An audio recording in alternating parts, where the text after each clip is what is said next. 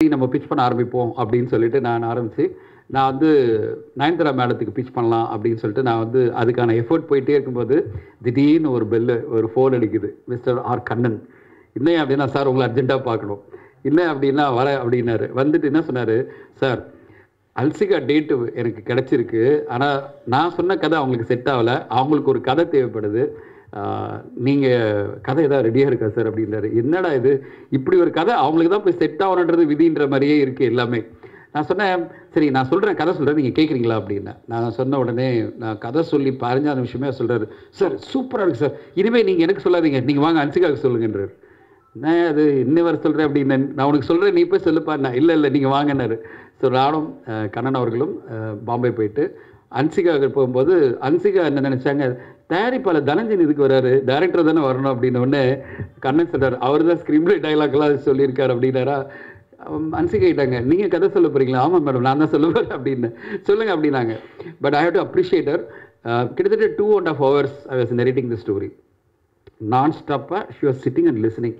எனக்கு அதுதான் ஆச்சரியமாக இருந்தது. அதாவது ஒரே ரீசனாக நான் இங்கிலீஷில் நரேட் பண்ணுறேன், ஷி குட் ஃபாலோ. தமிழில் நரேட் பண்ணல, நான் கண்டினியூஸாக சீன் பை சீன் இங்கிலீஷில் நரேட் பண்ணுறேன். At the end of 2.5 hours அவங்க கேட்ட ஒரே கேள்வி, சார் சூப்பராக வந்திருக்கு கதை, ரொம்ப பிடிச்சிருக்கு எனக்கு. ஒன்று இது பிரம்மாண்டமான மேக்கிங் இருக்குது, இவ்வளோ மேக்கிங் எஃபர்ட் இருக்குது, நான் இவ்வளோ உழைப்பு கொடுக்க வேண்டியிருக்கு, இது கண்ணன் சாரால் எக்ஸிக்யூட் பண்ண முடியுமா? அதாவது ஃபைனான்ஷியலி இவ்வளோ பெரிய பட்ஜெட்டு, இவ்வளோ பெரிய மேக்கிங் இருக்குது, இதெல்லாம் அவரால் பண்ண முடியுமா? நான் என்கிட்ட அவர் வந்தப்போ வேற ஒரு கதை சொன்னார், அது செட் ஆகலை. ஆனால் அக்ரிமெண்ட் போட்டுட்டோம். ஆனால் இப்போ இந்த கதையை எடுக்கணுன்னா இந்தளவு பட்ஜெட் தேவைப்படுமே, இதெல்லாம் பண்ண முடியுமான்னா நம்ம கண்ணன் சார்கிட்ட ஒன்று தான், எப்போவுமே எஸ் சார் பண்ணிடலாம் சார் அப்படி தான் சொல்லுவார்.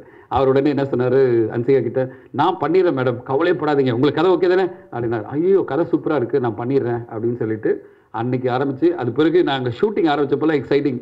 ஷூட்டிங் ஆரம்பித்த ஃபஸ்ட் டே வந்து என்கிட்ட சொல்கிறாங்க, எனக்கு இந்த சீன்ஸ்லாம் எனக்கு உடன்பாடு இல்லை, இந்த கதையில் இந்த இது வந்து எனக்கு சில மாற்றணும் சொல்லி அன்றைக்கி திருப்பி உட்காந்து நாங்கள் அவங்க நல்ல வேலிடான சில ஐடியாலாம் சொன்னாங்க. ஏன்னா அப்போ தான் அவங்களுக்கு தோணுது சில விஷயங்கள்லாம் இது பண்ணால் நல்லா இருக்குமே என்ன. But we are very very accommodative. நாங்கள் வந்து பிடிவாதமாக இப்படி சொன்னால் இப்படி மாற்ற முடியல. ஷூட்டிங் ஸ்பாட்டில் உட்காந்துருக்கேன், என்கிட்ட வந்து அன்சிகாவும் அவங்க அம்மா சொல்லும்போது, இல்லை இது எங்களுக்கு ஒத்து வராது, இந்த பேட்டர்னை கொஞ்சம் மாற்றினா நல்லாயிருக்கும், இந்த இதுக்கு நான் வர முடியாது. என்ன பிகாஸ் அப்போ தான் அவங்க மேரேஜ் ஆகுது.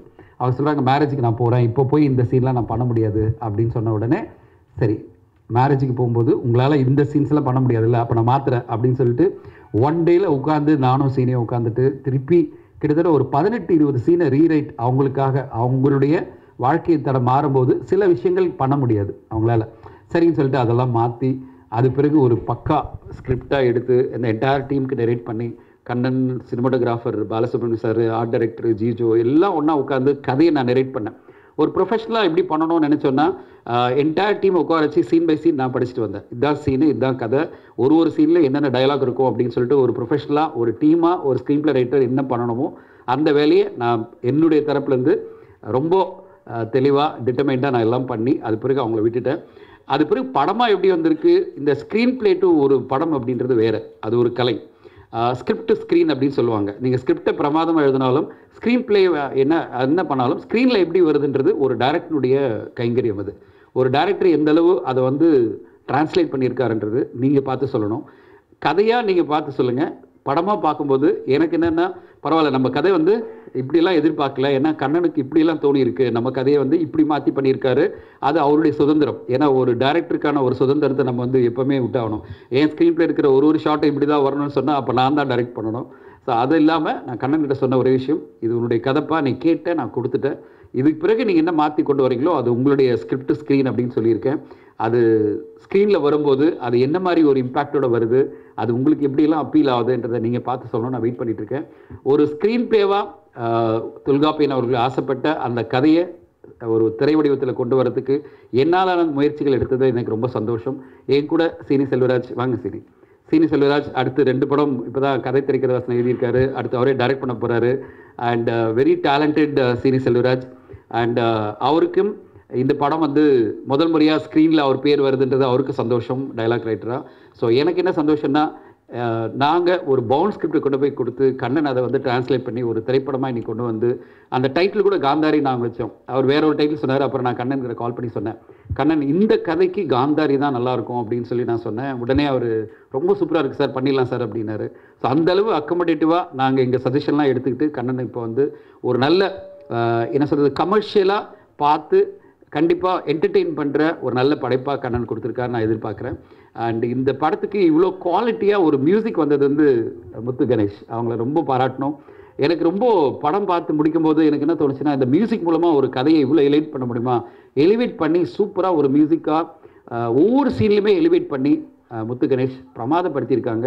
இந்த படம் அவங்களுக்கு வந்து கண்டிப்பாக ஒரு பேர் வாங்கி கொடுக்குற ஒரு படமாக இருக்கும். பாலசுப்ரமணியன் சாருடைய கேமரா பற்றி சொல்ல வேணாம், ஜீதோ எடிட்டிங் ரொம்ப ஷார்ப்பாக 2 ஹவர்ஸில் ஒரு படத்தை முடிச்சிருக்காரு. ஒரு ஹாரர் த்ரில்லர், ஒரு ஹாரர், நான் இதை விட என்ன சொல்லலாம், ஒரு எமோஷ்னல் ஹாரர் த்ரில்லர் படத்தை நீங்கள் பார்க்க போகிறீங்க. உங்களுக்கெல்லாம் இந்த கதை, திரைக்கதை, வசனம், மேக்கிங் எல்லாம் பிடிச்சதுன்னா நாங்கள் சந்தோஷப்படுவோம். எங்களுடைய முயற்சிக்கு நீங்கள் கொடுக்குற ஆதரவாக இருக்கும். வெயிட் பண்ணுறோம். உங்களுக்கு படம் பார்த்த பிறகு நீங்கள் என்ன சொல்ல போகிறீங்க. நான் வந்து சீனிக்கிட்ட சொல்லிகிட்டே இருக்க, பயமாக இருக்குப்பா, நம்ம பேரோட வருது, என்ன மாதிரி உதவாங்க போகிறோமா இல்லை அப்ரிஷியேட் பண்ண போகிறாங்களா, வெயிட் பண்ணி பார்ப்போன்னு வெயிட் பண்ணிகிட்ருக்கேன். உங்களுடைய எல்லாருடைய கருத்துக்காகவும் அவளோட காத்திருக்கிறேன். கண்ணனுக்கு வாழ்த்துக்கள், கண்ணனுக்கு சப்போர்ட் பண்ணுற ஃபைனான்சியர்ஸ் எல்லாருக்கும் என்னுடைய நன்றிகள். கண்ணனுடைய இந்த திரைப்படம் மிகப்பெரிய வெற்றி அடைஞ்சு அவருக்கு அடுத்த கட்டம் கரியரில் போகிறதுக்கு எல்லாமே நல்லா நடந்துக்கணும். கடவுள் அவர் கூட இருக்கணும்னு வாழ்த்துறேன். Thank you so much. நிச்சயமாக இந்த படம் காந்தாரி வந்து ஒரு பெரிய ரீச் கண்டிப்பாக கிடைக்கும். முக்கியமாக இந்த அன்சிகா வந்து இந்த அவ்வளோ ஹார்ட் ஒர்க் பண்ணாங்க. அந்த ஃபைட் சீக்வன்ஸாக இருக்கட்டும், எமோஷ்னலாக இருக்கட்டும், அந்த அளவுக்கு ஹார்ட் ஒர்க் பண்ணாங்க. அன்சிகாவுக்கு நான் இந்த விதத்தில் ரொம்ப நன்றி சொல்றேன். ஏன்னா அவங்க இப்போ இங்கே இல்லை, அப்ராடில் இருக்காங்க. ஆடியோ லான்ச்சு கண்டிப்பாக வருவாங்க. பெரிய அளவுக்கு இந்த படத்தை பற்றி இன்னும் நிறைய டீட்டெயில் சொல்லணும். ஸோ அன்சிகாவுக்கு நான் ரொம்ப நன்றி சொல்லணும்.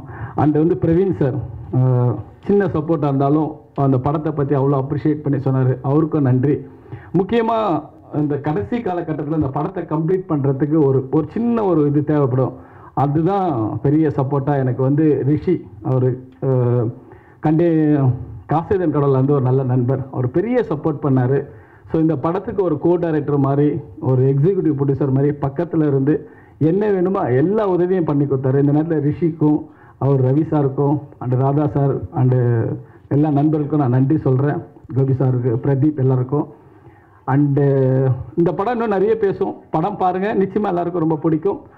இவ்வளோ நேரம் வந்து இந்த காந்தாரி படத்தை பற்றின ஒரு அறிமுகத்துக்கு வந்து வேற ஒரு மீட்டிங் முடிச்சுட்டு அங்கேருந்து இங்கே வந்து இதை கவர் பண்ணி இதை மக்கள்கிட்ட கொண்டு போய் சேர்க்குற உங்களுக்கு என் சிறந்தாழ்ந்த நன்றிகள். வணக்கம். மாலை வணக்கம்.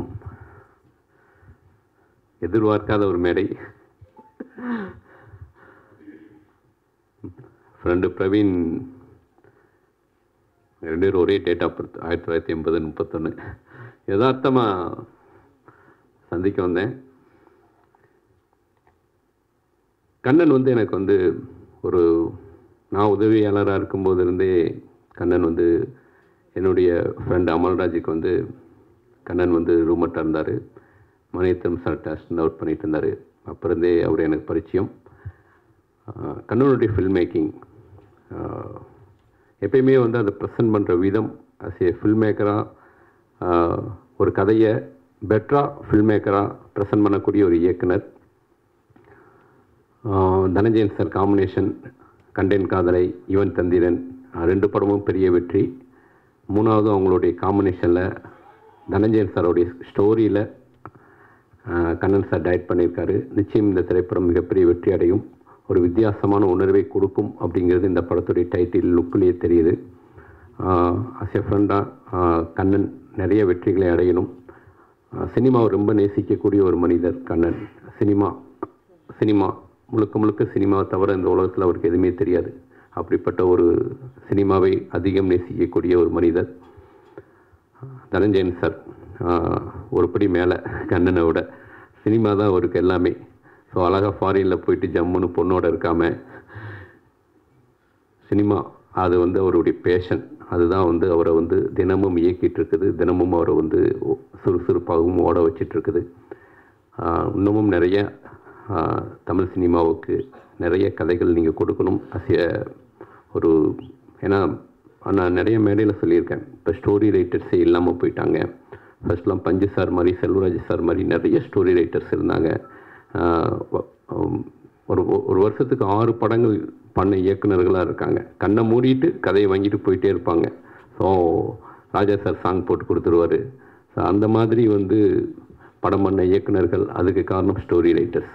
ஸோ நிறைய திரைப்படங்கள் வந்து தயாரிப்பாளராகவும் வெற்றி பெறணும், ஸ்டோரி ரைட்டராகவும் இயக்குனர்களுக்கு தனஞ்சயன் சார் உதவணும். இந்த திரைப்படம் கண்ணன் சாருக்கு, நண்பர் கண்ணனுக்கு இந்த படம் பெரிய வெற்றி அடையணும். இல்லாமல் இறைவனை வேண்டிக்கிறேன். நன்றி.